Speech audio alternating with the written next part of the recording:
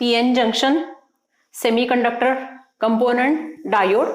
So P-type semiconductor is having majority charge carriers as holes and N-type semiconductor having majority charge carriers as free electrons.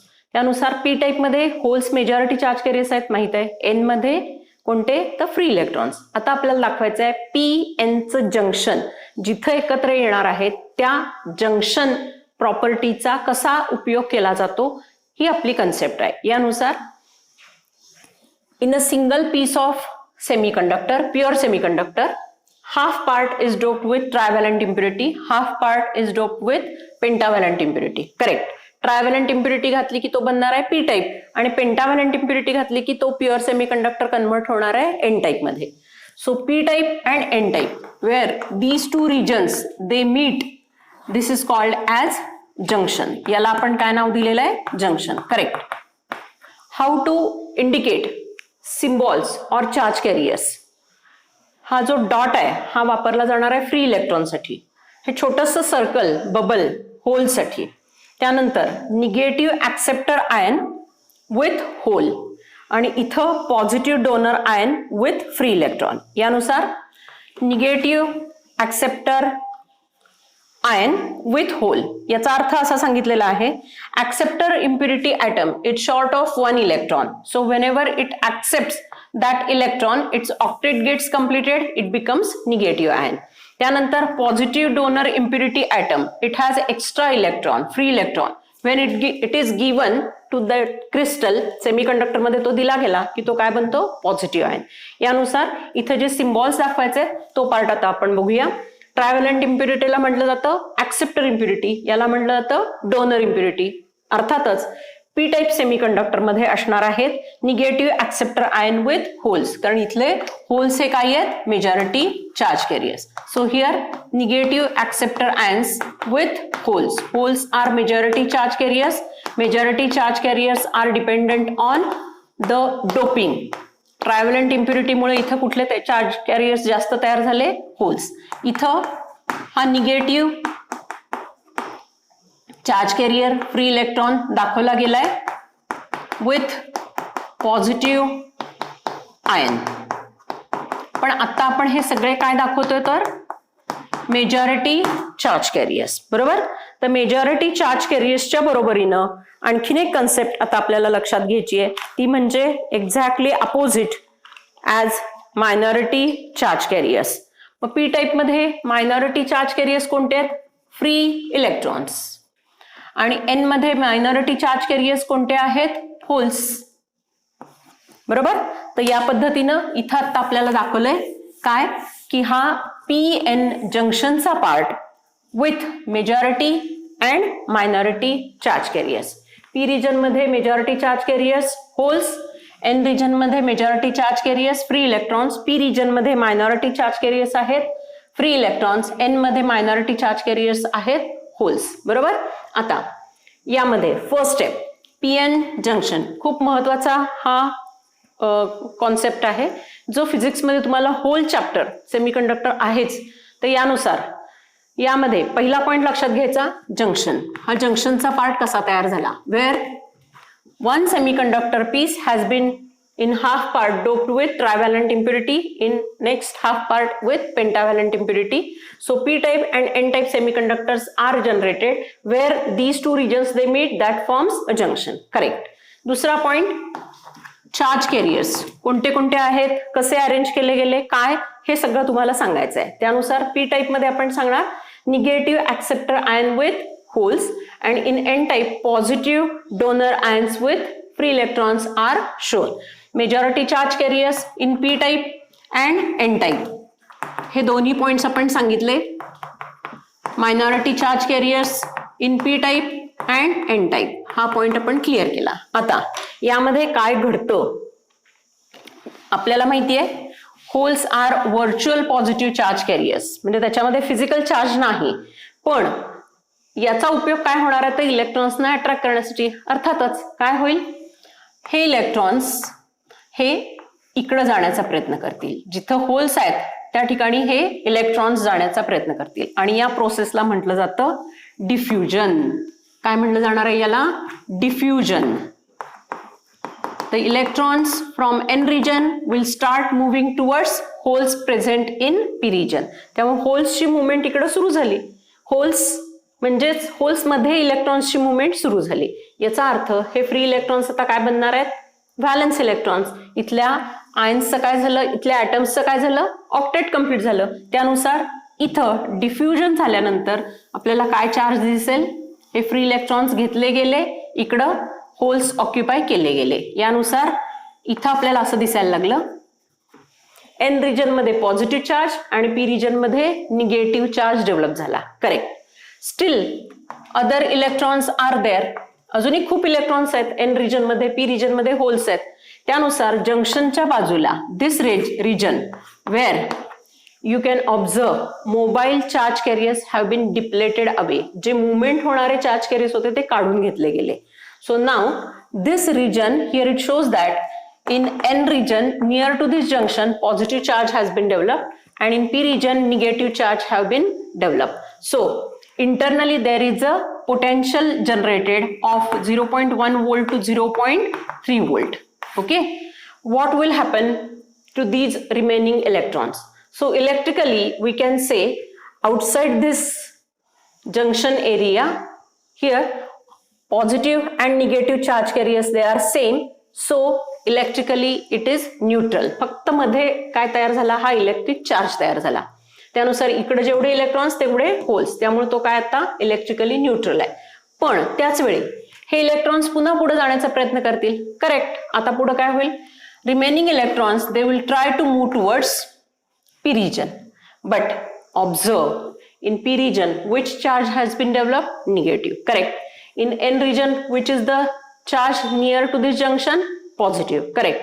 यानुसार when electrons from N region try to move towards holes available in P region, this net negative charge that has been generated near the junction in P region it will try to repel these electrons. त्यानुसार पुढचा point काय होणार? Electrons they are getting repelled. Okay. याच्यातला पुढचा part काय तयार झाला? तर पहिल्यांदा आधी इथं बॅरियर तयार झालं, पोटेन्शियल बॅरियर, आणि त्यानंतर त्या पोटेन्शियल बॅरियरचा इफेक्ट काय होतोय? तर इथं इलेक्ट्रॉन्सना रिपेल केलं जात आहे. Correct. So next part is further movement of these electrons it gets stopped. So in this way this PN junction now it is not allowing further movement of electrons. म्हणजे आता इथून पुढे इलेक्ट्रॉन्सची मुवमेंट होऊ शकत नाही. आणि मग पीएन जंक्शन का कन्स्ट्रक्ट करायचा प्रयत्न केला गेलाय? As a component, as a medium, त्यातून आपल्याला चार्ज कॅरियर्स फ्लो करायचे आहेत. पण आता तर त्या चार्ज कॅरियर्सचा फ्लो थांबवला गेलाय. मग तो कसा अलाउ करायचा? त्याच्यासाठी काय कॉन्सेप्ट आहे? तर यामध्ये आपल्याला लक्षात घेता येईल the area near to this junction in P region and N region as it develops potential barrier. So this area where mobile charge carriers are depleted away. Charge carriers जे आहेत हे काढून घेतले आहेत. त्यामुळं या रिजनला म्हणतात डिप्लेशन लेअर. त्यामुळे या रिजनला काय काय नाव आहेत बघा? Depletion layer. ओके. दुसरं नाव पोटेन्शियल बॅरियर. काय म्हणलं जाईल याला? Potential barrier. Third name is space charge region. Space charge, त्यामधल्या स्पेस मध्ये चार्ज डेव्हलप झालाय, space charge region. And fourth name as it restricts flow of charge carriers, it opposes current movement of charge carriers. Opposing force to current that is nothing but resistance. Correct. म्हणून याला म्हटलं जातं junction resistance. काय म्हटलं जाणार आहे याला? Junction resistance. बघा याचं नाव काय काय दिलं हे खूप महत्वाचं आहे. First depletion layer, potential barrier, space charge region किंवा junction resistance. So how to overcome this junction resistance? So either this depletion layer is to be reduced, the movement of charge carriers is to be allowed. Depletion layer कमी करणे, charge carriers चा flow allow करणे एक, किंवा increase the depletion layer, don't allow movement of charge carriers. So in this way we have to think about two methods, that is To overcome this barrier, there is nothing but apply electric field. एकमेव उपाय काय करणार आहोत आपण तर external energy देणार आहोत. तर लाईट हीट असं देण्याऐवजी आता आपण इलेक्ट्रिक पोटेन्शियल देणार आहोत, external energy. So how to connect that external energy to this PN junction? There are two ways to connect external energy and that is called as biasing. त्यामुळे यातला पुढचा point येतोय तो म्हणजे biasing. So what is biasing? To bias means to provide external support. मग biasing आपण दोन पद्धतीने देणार आहोत, एक पी रिजन आणि एन रिजन. पी रिजनला जर पॉझिटिव्ह बॅटरी टर्मिनल जोडलं, एन रिजनला निगेटिव्ह टर्मिनल, तर याला म्हणतात फॉरवर्ड बायसिंग. आणि जर पी रिजनला निगेटिव्ह बॅटरी टर्मिनल आणि एन रिजनला पॉझिटिव्ह बरोबर उलट जोडलं तर याला म्हणतात reverse biasing. So how does forward and reverse biasing affect this PN junction? So that is to be studied further. PN junction by applying external energy. Here it is. P region is connected to positive battery terminal. N region is connected to negative battery terminal. So what are the effects of forward bias? So forward bias, first point, P region is connected to positive terminal and N region connected to negative terminal, battery terminals. So this is the way to connect forward bias. Yes. आता यामधला पुढचा point काय होईल, आतमध्ये barrier कसं तयार झाले बघा. निगेटिव्ह चार्ज P region मध्ये, पॉझिटिव्ह चार्ज N region मध्ये. Observe the externally connected field. लक्षात येत आहे? म्हणजेच फॉरवर्ड बायसिंग कसं कनेक्ट केलेलं आहे, it is opposing to depletion layer. Correct. So forward bias opposes depletion layer. Okay. Next observe positive terminal, holes are majority charge carriers, positive charge. Free electrons majority charge carriers in N region. Negative battery terminal is connected to N region. It means using forward biasing, it helps or useful to majority charge carriers. Forward bias चा उपयोग कशासाठी आहे? Majority charge carriers साठी आहे. Next, what happens when electrons enter in this N region? बघा आता काय होईल. As electrons enter in the N region, the repulsive force offered by the negative charge from P region, more than that, the repulsive force by these newly entered electrons will occur. आधी दिलेला negative चार्जचा हा repulsive force याच्यापेक्षा नव्याने enter होणारे N region मधले electrons हे काय करतील, आधीच्या इलेक्ट्रॉन्सना पुढे ढकलायला लागतील. सो दस these electrons, they will move in the N region and they will move towards the P region. त्यामुळे नव्याने येणाऱ्या इलेक्ट्रॉन्स मुळे काय व्हायला लागलं, आधीचे इलेक्ट्रॉन्स हे पुढे सरकायला लागले. कुठल्या साईडला? जंक्शन साईडला. त्यामुळे सगळ्यात महत्वाचा point, charge carriers move towards the junction. Direction महत्वाची आहे, towards the junction. Correct. Next point, as they move towards the junction, they occupy holes. Correct. म्हणजेच आता इथं परत काय तयार झाला, निगेटिव्ह चार्ज. अगदी बरोबर. पण त्याच वेळी आता आपण कुठला चार्ज जोडलेला आहे एक्सटर्नली इलेक्ट्रिक फील्ड फॉर्मॅट मध्ये, that is positive. So here as these electrons they get attracted towards the positive battery terminal, here it shows that as you go on changing this potential step by step, जसं तुम्ही voltage देत जाल, exactly याच्या opposite voltage किती 0.1 volt to 0.3 volt हे जसं मिळायला लागेल तसं आतला हा डिप्लेशन लेअरचा पार्ट काय होईल, निघून जाईल. यानुसार याच्यामध्ये ऑलरेडी जे आयन्स बनलेले आहेत त्यातला सुद्धा इलेक्ट्रॉन काढून घेतला जाईल आणि पुन्हा यामध्ये काय तयार ठेवलं जाईल, होल्सचा part, still to attract more electrons. यानुसार इथं फ्री इलेक्ट्रॉन्स तयार केले, जागा पुन्हा शिल्लक ठेवली गेली आणि या पद्धतीनं इथं from negative battery terminal many electrons enter into N region, they will push the electrons towards the P region.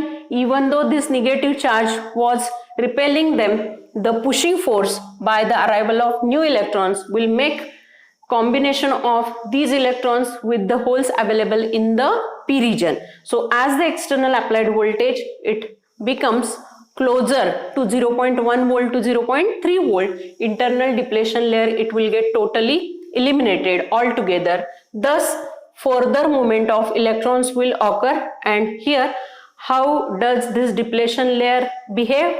Depletion layer has been removed. It is been decreased. म्हणजेच जंक्शन रेजिस्टन्स जो आहे तो काय केला गेला? कमी केला गेला आणि मुवमेंट सुरू झाली म्हणजे करंट कंडक्शन शक्य झालं. Thus, forward bias, it makes this PN junction to act as closed or on switch. काय म्हणून तो आता आपल्याला काम करू देतोय? तर या पीएन जंक्शन मधून करंट कंडक्शन शक्य झालं म्हणजेच तो कसा काम करायला लागला? As a closed switch. Correct. मधल्या बॅरियरचा पार्ट कमी केला, चार्ज कॅरियर्सची मुवमेंट सुरू झाली म्हणून फॉरवर्ड बायसिंगचा उपयोग काय केला गेला? To allow charge carriers movement through PN junction by removing internal depletion layer. Thus, main point is to be considered as charge carriers, they move towards the junction, depletion layer gets totally removed. It allows movement of charge carriers which makes current conduction possible through PN junction. That is the use of forward biasing.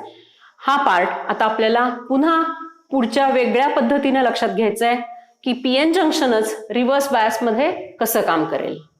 Reverse biasing a PN junction. Here it is. P region connected to negative battery terminal, N region connected to positive battery terminal. Reverse bias कसा द्यायचा? P region ला कुठलं terminal जोडायचं? Negative. N ला कोणतं जोडायचं? Positive. बरोबर.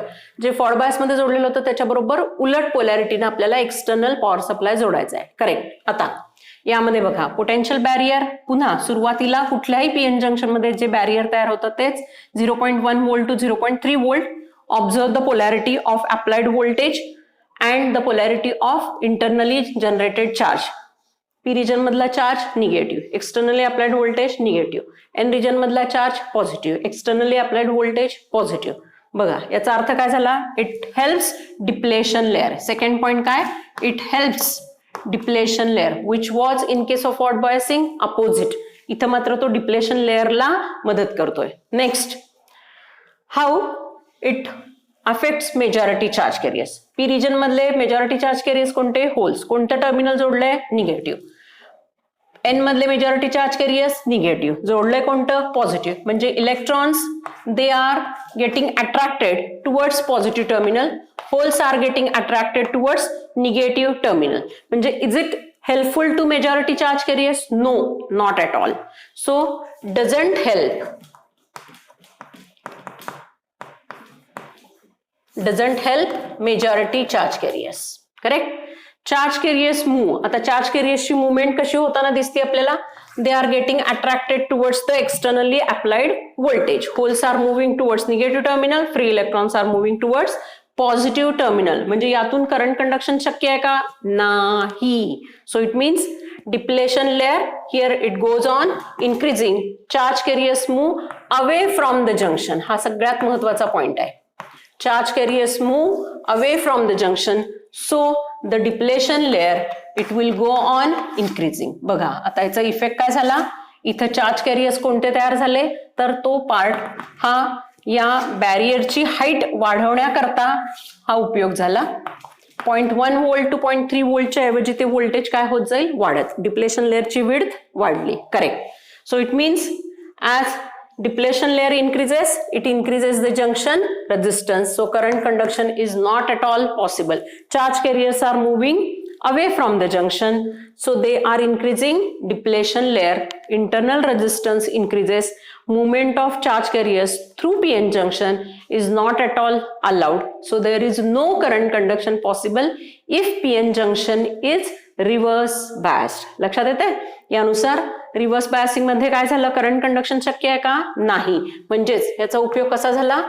तर open switch किंवा off switch as it doesn't allow current conduction through it. Correct. मग हाच पीएन जंक्शन एका कंपोनंट म्हणून ओळखला जातो. त्या कंपोनंटला नाव दिलेलं आहे पीएन जंक्शन किंवा डायोड आणि याचा सिम्बॉल आहे हा असा. एक ट्रायंगल म्हणजे तुमच्या लक्षात येईल की हा एरो मार्क आहे. पी रिजन हा असा दाखवलेला आहे ट्रायंगलनी, एन रिजन एका लाईननी दाखवलेला आहे. पी रिजन याला म्हणलं गेलंय एनोड, याला म्हणलं गेलंय कॅथोड. याचा अर्थ काय की जेव्हा पी रिजनला पॉझिटिव्ह बॅटरी टर्मिनल जोडलेलं असेल, एन रिजनला निगेटिव्ह टर्मिनल, तेव्हाच करंट कंडक्शन शक्य आहे. करेक्ट. म्हणजेच पीएन जंक्शन हा डायोड म्हणून काम करतो, पण डायोड मधली करंट डिरेक्शन कशी सांगितलेली आहे? when P region is connected to positive terminal, N region is connected to negative terminal. म्हणजे फक्त फॉरवर्ड बायस मध्ये करंट कंडक्शन शक्य आहे आणि रिव्हर्स बायस मध्ये करंट कंडक्शन शक्य नाही. म्हणजे एकाच दिशेने करंट फ्लो होईल. म्हणजेच याचाच अर्थ असा आहे की PN junction, that is diode, it can be used as unidirectional switch. लक्षात घ्या, हा एकाच दिशेने करंट कंडक्शन देणार आहे म्हणून याला काय म्हणलं गेलं? Unidirectional switch. बरोबर. एक तर फॉरवर्ड बायस मध्ये क्लोज स्विच आणि रिव्हर्स बायस मध्ये ओपन स्विच. फॉरवर्ड बायस मध्ये करंट कंडक्शन शक्य आहे, रिव्हर्स बायस मध्ये करंट कंडक्शन शक्य नाही. म्हणजेच डायोड हा एकाच दिशेने करंट कंडक्शन देतो म्हणून त्याला म्हटलं गेलंय युनिडायरेक्शनल स्विच. अगदी बरोबर. पण त्याच वेळी आपल्याला आणखीन एक महत्वाचा पॉइंट इथे लक्षात घ्यायचा आहे.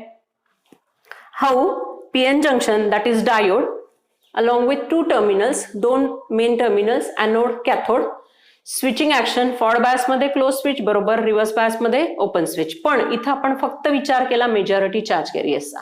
So let's think about what happens when reverse bias is considered in case of minority charge carriers. Reverse biasing मध्ये आपण लक्षात घेतोय minority charge carriers. P region मध्ये दाखवलेले आहेत मायनॉरिटी चार्ज कॅरियर्स म्हणजे फ्री इलेक्ट्रॉन्स. एन रिजन मध्ये minority charge carriers दाखवलेले आहेत holes. Correct. Externally applied voltage reverse bias is this PN junction. P रिजनला जोडले निगेटिव्ह टर्मिनल, एन रिजनला जोडले पॉझिटिव्ह टर्मिनल. Reverse biasing. पण आता आपण लक्षात घेतोय कोणते चार्ज कॅरियर्स? मायनॉरिटी, जे कमी प्रमाणात आणि जे थर्मल एनर्जीमुळे जनरेट झालेले आहेत due to breaking of covalent bonds. काही कोव्हॅलंट बॉन्ड्स टेम्परेचर वाढल्यामुळे वगैरे जेव्हा ते इलेक्ट्रॉन्स बाहेर पडतात तेव्हा पी रिजन मध्ये फ्री इलेक्ट्रॉन्स हे मायनॉरिटी आणि एन रिजन मध्ये होल्स हे मायनॉरिटी चार्ज कॅरियर्स म्हणून काम करतात. लक्षात घ्या, एक्सटर्नली अप्लाइड व्होल्टेज आणि आतलं डिप्लेशन लेअरचे पोलॅरिटी. बरोबर. It supports depletion layer. Correct. अगदी बरोबर.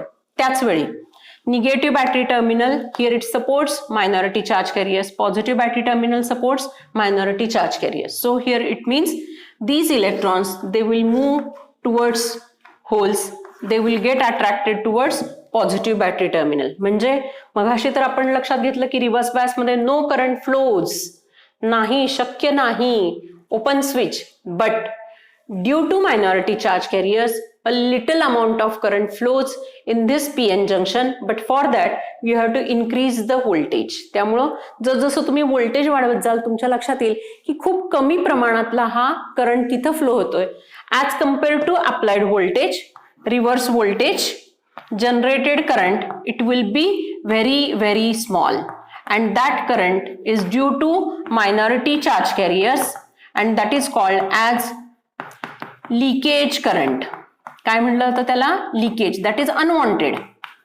कारण तिथं खरंच ऍक्च्युअली करंट फ्लो नाहीच झाला पाहिजे, पण जसं तुम्ही व्होल्टेज वाढवाल तसं तुमच्या लक्षात येईल की खूप कमी करंट तो मायक्रो अँपियर्सचा तिथं जनरेट होतो. मायनॉरिटी चार्ज कॅरियर्स नावावरूनच कळतं खूप कमी प्रमाणात आहेत चार्ज कॅरियर्स, त्यामुळे तिथं जनरेट होणारा करंट हा खूप कमी आहे आणि म्हणून या मायनॉरिटी चार्ज कॅरियर्समुळे जनरेट होणारा करंट याला लिकेज करंट म्हणतात. तसंच दुसरं नाव आहे रिव्हर्स सॅच्युरेशन करंट, कारण तो ठराविक लेवल पर्यंत कॉन्स्टंट राहतो. काय म्हटलं त्याला? Reverse saturation current. That is nothing but leakage or dependent on minority charge carriers when reverse bias is applied. So in this way, ideally in reverse bias, PN junction acts like open switch, off switch. It doesn't conduct any current, but practically a very little amount of current flows if you increase this reverse voltage. So that leakage current dependent on minority charge carriers is also known as reverse saturation current. तो काही micro अँपियरचा current इथं generate करून देईल आणि या पद्धतीनं PN junction आपल्या लक्षात आलं की एकतर तुम्ही त्याला फॉरवर्ड बायस देऊन ऑन स्विच म्हणून काम करून घेऊ शकता किंवा रिव्हर्स बायस मध्ये ऑफ स्विच. अर्थातच तो फक्त फॉरवर्ड बायस मध्ये करंट कंडक्शन देतो म्हणून त्याला नाव काय दिलं गेलेलं आहे तर युनिडायरेक्शनल स्विच. आता याच युनिडायरेक्शनल स्विच प्रॉपर्टीचा आपल्याला वापर करून घ्यायचा आहे. How diode can be used for current conduction that is as a switch. So first application of PN junction, that is switch. Here diode as a switch, on switch, off switch. Indication symbol, key is closed, key is open. On switch म्हणजेच close switch, off switch म्हणजेच open switch. डायोडच्या symbol मध्ये एनोडला positive, कॅथोडला negative. P region म्हणजेच anode negative, के cathode, N region positive. या केसमध्ये तो open switch, इथं close switch म्हणून काम करेल. तर ऑन स्विच म्हणून काम करण्यासाठी त्याला कशाची गरज आहे फॉरवर्ड बायसिंग, आणि ऑफ स्विच म्हणजेच तो रिव्हर्स बायस्ड पीएन जंक्शन असणार आहे. फॉरवर्ड बायसमुळे या पीएन जंक्शनचा इंटरनल जंक्शन रेझिस्टन्स कमी होतो, इथं जंक्शन रेझिस्टन्स रिव्हर्स बायस मध्ये वाढतो. त्यामुळं forward biased close switch on switch मध्ये current conduction is possible. Here it doesn't allow current, म्हणजेच हा ऑफ स्विच म्हणून काम करतो. आता यामधला पुढचा पॉइंट आपल्याला लक्षात घ्यायचा आहे, डायोड ऍज अ स्विच. तसाच हा पुढचा पार्ट आहे diode as a rectifier. Rectifier, rectification म्हणजे काय इंट्रोडक्शन मध्ये मी लक्षात घेतलेलं आहे. काय तर AC to DC conversion. AC to DC conversion करण्यासाठी डायोडचा कसा उपयोग केला जातो, आणि त्यासाठी हा एसी सर्किटचा पार्ट पीएन जंक्शन हा युनिडायरेक्शनल स्विच असल्यामुळं इथं जेव्हा तुम्ही एसी सिग्नल देता तर काही वेळेला पहिल्यांदा एनोड पॉझिटिव्ह, कॅथोड निगेटिव्ह, तर त्यावेळेला तो करंट कंडक्शन देईल. पण निगेटिव्ह हाफ सायकल मध्ये anode negative, cathode positive, alternately it acts as either on or off switch. त्यामुळे आउटपुट आपल्याला हे या पद्धतीनं मिळू शकतं. या सर्किटला हाफ वे रेक्टिफायर म्हणतात. दोन डायोड्स जर वापरले तर आपल्याला फुल वे रेक्टिफायर कन्स्ट्रक्शन दाखवता येतं. त्यामुळे पहिलं circuit half way rectification, diode being unidirectional switch using single diode. त्यानंतर दोन डायोडचा वापर along with centre tap transformer, full wave rectifier. आणि तिसरा म्हणजे 4 डायोड्सचा वापर करून ब्रिज रेक्टिफायर. या पद्धतीनं आपल्याला डायोड ऍज अ रेक्टिफायर असाही युसेज दाखवता येतो. याच मेथडमध्ये आपल्याला वेगवेगळे ट्रान्सफॉर्मर्स वापरलेले सुद्धा लक्षात येतील. Half wave rectifier normal step down transformer वापरेल, फुल वे रेक्टिफायर हा सेंटर टॅप ट्रान्सफॉर्मर वापरेल, आणि bridge rectifier normal step down. Even though transformer is not used then also bridge rectifier can be constructed. हा bridge रेक्टिफायरचा part हा IC मध्ये सुद्धा available असतो, जो 4 डायोडच्या मदतीनं काम करतो. या पद्धतीनं diode as a switch AC circuit मध्ये जर वापरला इथं तर तो एसी टू डीसी कन्व्हर्जन करून देईल, म्हणजेच रेक्टिफिकेशन, आणि नॉर्मल ऍज अ स्विच. त्यामुळे डायोड पीएन जंक्शन हा एकतर स्विच म्हणून वापरला जाईल किंवा switching properties AC to DC conversion करण्यामध्ये उपयोगी येते, त्याला म्हणतात rectification. So diode application is either as a switch or as a rectifier. Correct. आता यातला पुढचा पार्ट आपण लक्षात घेऊ, volt ampere characteristics of PN junction, म्हणजेच VI characteristic of a diode. Volt ampere characteristics of a PN junction that is diode. VI characteristics externally step by step voltage देऊन voltage versus current याचे records घेणे, आणि त्यातून VI characteristic म्हणजे voltage versus current असा graph plot केला की PN जंक्शनला forward bias मध्ये किती व्होल्टेज लागतं, करंट किती जनरेट होतो, या सगळ्या गोष्टींचा आपल्याला इथं अभ्यास करता येतो. So the point is volt ampere characteristics of a PN junction or a diode, that is VI characteristics of a diode. First use a diode, draw the symbol along with anode cathode. You have to apply the voltage. So here arrange a battery like this. Parallel to this arrange a potmeter, that is adjustable resistor. The adjustable pointer is to be connected to the anode. So first draw diode पहिल्यांदा, second battery, third a potmeter. Correct. Next here arrange a series resistor to limit current through this diode, that is RL, and connect it to the negative battery terminal. So anode is connected to positive battery terminal, cathode is connected to negative battery terminal. So voltage versus current. Now anode is connected to positive, cathode is negative. So that is forward biasing. Okay, so how to make forward voltage applied and how much is the current generated in forward bias. So these two values have to be recorded. दोन values लागणार आपल्याला. आपण voltage किती apply केलंय आणि current किती generate झालेला आहे. मग व्होल्टेज मेजर करण्यासाठी आपल्याला लागतं इन्स्ट्रुमेंट कोणतं, तर व्होल्टमीटर, आणि करंट मेजर करण्यासाठी लागणार आहे कोणतं, तर ॲमीटर. करेक्ट. त्यानुसार पहिल्यांदा व्होल्टेज किती अप्लाय केलंय यासाठी आपण याला पॅरलल एक व्होल्टमीटर जोडू शकतो. पोलॅरिटीज बघा, lower terminal negative, upper terminal positive, or else you can place it as the parallelly connected voltmeter across this PN junction. तुम्ही इथेही व्होल्टमीटर जोडू शकता किंवा या पॉटमीटरला इथं व्होल्टमीटर पॅरलल कनेक्ट केलं तरी चालू शकतं. या पद्धतीनं आता आपण इथं लक्षात घेतोय की हे व्होल्टमीटर असं कनेक्ट केलेलं आहे, parallelly connected to this PN junction. दोन्हीपैकी कोणतंही एक. त्यानंतर फिफ्थ कनेक्शन. आता यातून जाणारा करंट मेजर करायचा आहे. करंट मेजर करण्यासाठी ॲमीटर, पण एवढा काही जास्त करंट असणार नाही, त्यामुळे त्याच्यासाठी लागणारं ॲमीटर आपल्याला कोणतं वापरावं लागणार आहे, कोणत्या युनिटचं, तर मिली ॲमीटर. करंट मेजर करताना हे सिरीज मध्ये जोडावं लागतं आणि व्होल्टेज मेजर करताना हे पॅरलल मध्ये जोडावं लागतं. यानुसार व्होल्टमीटर पॅरलल मध्ये जोडलंय आणि आता सिरीज मध्ये आपण काय जोडणार आहोत, मिली ॲमीटर. बरोबर.